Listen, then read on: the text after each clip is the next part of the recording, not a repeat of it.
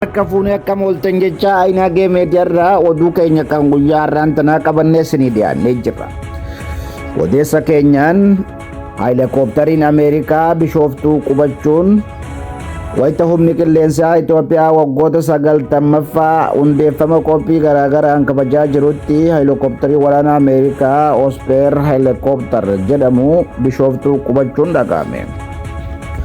Odeessa keenya kan biraatiin jeneraalli waraana Chaayinaa icciitii nukuleeraa Ameerikaaf kennuun shakkame.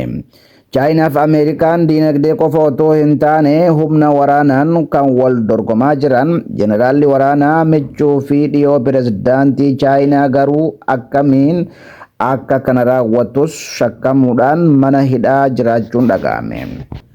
Taphataan hidda dhaloota Oromoo kan ta'e Alii Ahmad Yuunivarsiitiidhaaf milkaa'uun itti fufeera. Taphataan cimaan taphataan Oromoodhaa cimaan Alii Ahmad gamatee shaampiyoonshiippii dursaa kan jiru konvertarii mo'atee Norweech. Aliin Ahmad galchii injifannoos lakkoofsiseera. Taphataan intifishilaala Kanaadaa maatii Oromoo irraa dhalate Alii Ahmad jijjiirama taphattoota amajjii kanatti ture Norweeshiitiin kan gale.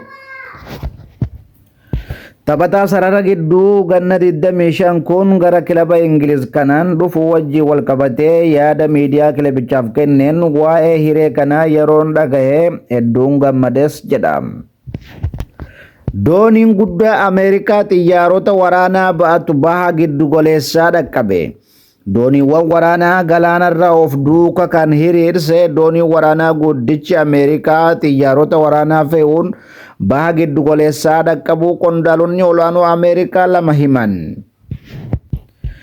UK'n michuuwwan Ameerikaa faana qabduuf jettee Chaayinaatti hin qolleffattu jechuudhaan muummichi ministeeraa UK Starmer himan.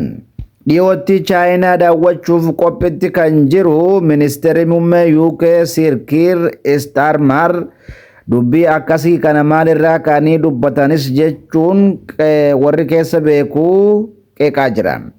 Kaayyoo gara Chaayinaatti imaluuf karoorfatan waliin kan argamu mootummaa UKdha.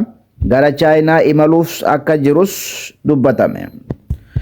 Jeneraalli Ameerikaadhaa Itoophiyaan biyya qofa osoo hin taane biyya jabduu humna rijinchaati jechuudhaan Christopher Landay dubbate. Dippiloomatiin olaanaan USA'n Bishooftuu akka qubatanii naasaa taasisaniin kun waan biraas qaba. Itoophiyaan biyya jabduu jechuudhaan jeneraalli Ameerikaadhaa Itoophiyaa Bishooftuu qubatee jechuun dhaga'ame. Odeessa keenya kan biraatiin abbaan alangaa federaalaa shakkamtoota godaantota karaa seeraan ala daangaa Itoophiyaa keessa ergan basaasanii booda Liibiyaa keessatti uguramni maallaqaa irraa fudhatan irratti himata bane. Shakkamtoota himanni irratti baname keessaa namoota 8 qofa maallaqni walitti qabame birrii biiliyoona 2 akka ta'e abbaan alangaa ifoomse. Oduu biraatiin jeeqomsa mormaa jette mormii keessa karaa nagaatiin dhiyeeffadha jechuudhaan giifti duree USA Melania Trump. Haati warraa Trump giifti dureen Melania Trump haati warraa pirezidaantii Trump Melania Trump tankaarfii hamaa humnoonni IC Minneapolis keessatti fudhataa jiran hordofee ergaa tokko haa taanu jedhu dabarsite. Hiriira kanas nam morma jechuudhaan nuti tokko haa taanu jechuun dhaamsa ishii dabarsite. Giifti dureen Trump kun cuunfaa oduu guyyaa har'aan tanaati hanga xumura sagantaa boruuti walitti deebinutti nagaan bulaan afeerraa keenya hordoftoonni keenya mana kanas subscribe share like godhuudhaan nu jajjabeessan.